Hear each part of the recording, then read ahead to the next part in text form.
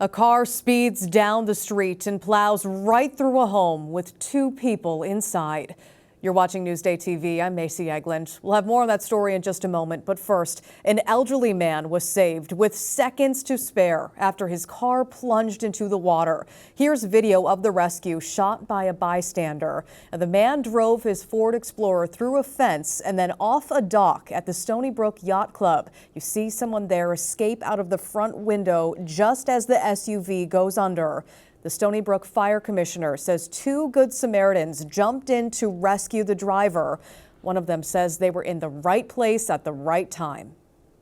We told him to roll down his windows, the driver, and that was Al. He rolled down his windows, took his seatbelt off, and I went in the driver's side window and lifted his legs up, and Ian pulled his arms, and we took him out the driver's side window. Wow, and here you can see the SUV being pulled out of the water. Officials say thankfully the driver was not hurt. Great work by those bystanders. Now to the wild crash caught on camera. That there is a stolen car speeding down a street in South Floral Park and plowing through a home. This video from a home security camera shows how it happened this morning. Police are now searching for that driver. Doorbell video shows him running away from the scene. A woman and her son were asleep in the home when this happened. Neither of them were hurt. She tells Newsday she's thankful to be alive. I woke up and the whole house was basically on top of me. Everything was crashed in. And I thought for some reason, we're at war. Somebody just bombed us. Now, the homeowner says the car went through the living room, dining room, and the garage. Ohio Congressman Jim Jordan has lost his first bid to become Speaker of the House. The conservative Republican failed to get enough votes this time, but more votes are expected to follow. Many Republicans are pushing to elect Jordan, who is a chief ally of Donald Trump, but there is a handful who are refusing to lend their support. Among them, three of Long Island's congressmen. Representatives Anthony D'Esposito, Nick LaLota, and Andrew Garbarino voted for Lee Zeldin, who isn't in Congress anymore. They're among 20 Republicans who voted to block Jordan's election. The three congressmen have not said how they'll vote in the next round. A new study finds the supply for physicians is not keeping up with the demand here on the island. Northwell Health projects a shortage of up to 48,000 primary care doctors by the year 2034. The study says physicians focused on treating older Americans will be in high demand to treat a rapidly aging population. Well, the Islanders are honoring the Daler community tonight. 500 members from the Farmingdale community will be in attendance, including the family of the band director, Gina Pelletieri, who was one of the two educators killed in the crash. It's been almost 1 month now since the bus carrying high school students to band camp rolled down an embankment. The game is at UBS Arena against the Arizona Coyotes. Let's take a look at your Long Island forecast now. Tonight, partly cloudy and chilly in the upper 40s, so you might need to kick on that heat. Tomorrow, partly cloudy, highs in the low 60s. We'll take a look at your 7-day forecast in a few minutes. Long Island weather is brought to you by Home Tax Saver, PTRC Incorporated. It's like the Olympics of cake decorating. A Long Island baker has taken her talents to Italy. Beth Whitehouse has the story you'll see only in Newsday. Here I am, this little cake decorator from Hicksville, Long Island, and I'm going on the world stage to compete with some amazing powerhouses. Jean Chapoval is a cake decorating artist with her eyes on a global prize. She's representing the United States in Milan, Italy, in what she calls the Olympics of cake decorating. I've been doing cakes for close to 20 years now.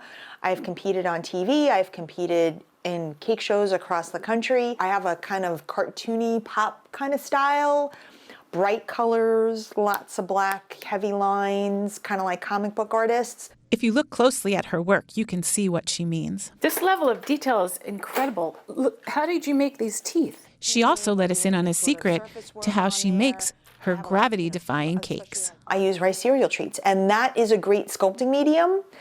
You can get those large sheets and then just kind of, carve and cut away and shape them. Is there any cake in this, or is this all Rice Krispies? That's all rice cereal treats. Jean will be using all her skills in the contest overseas. The theme of the show this year is Music of Our Nation. So obviously we have doing a music-themed cake, but we're also kind of incorporating the history of music into our cake, using things where the birthplace of jazz. Jean says the Italy adventure is a welcome change of pace. I love cake competitions because I can do things that people don't ask for customer-wise. For Newsday TV, I'm Beth Whitehouse. We are wishing her luck. You can read more about Jean's story on Newsday.com. Click Get More below the Newsday TV video box.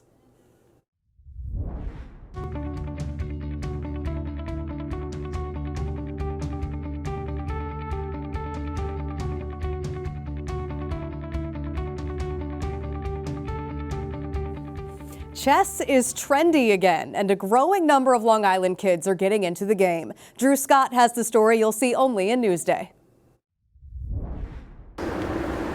Checkmate.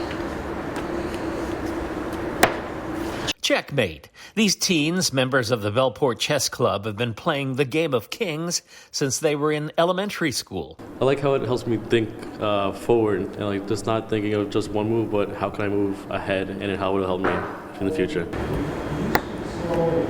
Kevin Gonzalez and his younger sister Chelsea say it teaches them strategy and patience and playing by the rules. It always keeps me focused on something, so I don't have to be worried about anything around me.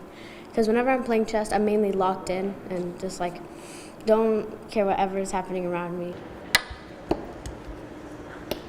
Even elementary school kids are getting in on chess, like Benjamin, who's been playing since he was 6 years old and playing every week for a very sweet reason. So I can eat cake. Oh, no kidding. No, that's a good reason. Very good reason. Understand And that. so I can play chess. Mostly, I'm going to have a whole slice of the cake. Parents of the chess players are very supportive, like Raina Sorto of Brookhaven. She's traveled all over New York and watched her kids win chess trophies. That is a great idea of what I did, and because they going a lot and they being very good in what they do. And finally, Coach Neal says chess is not only a game, but it teaches kids about how to deal with growing up. Chess teaches you how to think about moving not only a piece along in a game, but how to prepare yourself so that you can make a plan for your life. New members are invited to join the Bellport Chess Club. You can find out more information on their Facebook page. In East Patchogue, Drew Scott for Newsday TV. You can read more about chess on Long Island on Newsday.com. Click Get More below the Newsday TV video box. In this day and age of social media and of misinformation everywhere you look, it's so critical for my work to come from a respected, trusted source where readers know they can trust it day in and day out. Newsday, covering Long Island like no one else can. You're watching Newsday TV. I'm Macy Eglund. Thanks for joining us. We'll leave you with a look at your 7-day forecast.